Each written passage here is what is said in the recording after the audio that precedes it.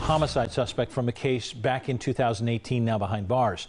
Franklin County Sheriff's Office tells us that Brandon Neville is charged with murder and a weapons charge under disability. Investigators believe that he was the driver of a getaway vehicle. That deadly shooting happened 2 years ago during the early morning hours of July 14th. Deputies say that a car drove up to Robert Woods, who was escorting people to their vehicles at O'Toole's Irish Pub on West Broad. The investigators believe that several shots were fired from inside that car, killing Woods.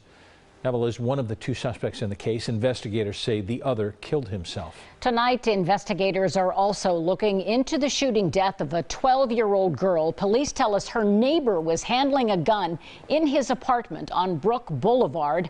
When it went off, hit her. She was inside her own apartment. Tonight, NBC4's Dan Perlman is joining us live to tell us what police in Reynoldsburg are saying about all of this and whether or not, Dan, they think it was intentional. Well, Colleen, police tell me they do believe, in fact, that this was accidental. Everyone I talked to today says they are in agreement. This is nothing short of a tragedy. It was an Eastside apartment complex near Reynoldsburg where officers arrived within minutes of the call to 911. Just a few minutes ago, we heard somebody screaming, and she opened up the door and she said, "My daughter's been shot."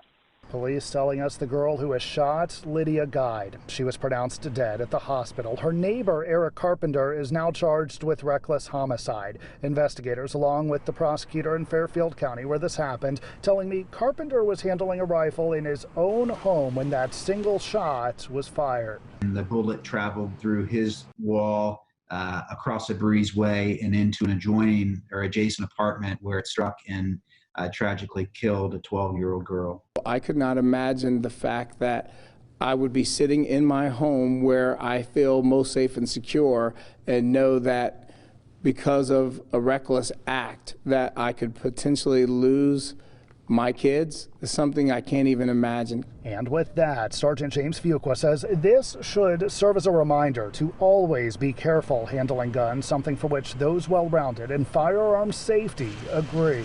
You can't become complacent. You have to treat every firearm as if it's loaded. Make sure it's pointed always in a safe direction, just in case, there was a round in a chamber. You want to make sure that it's pointed in a safe direction, keeping your finger out of the trigger. All those basic firearm safety rules, you have to do it each and every time.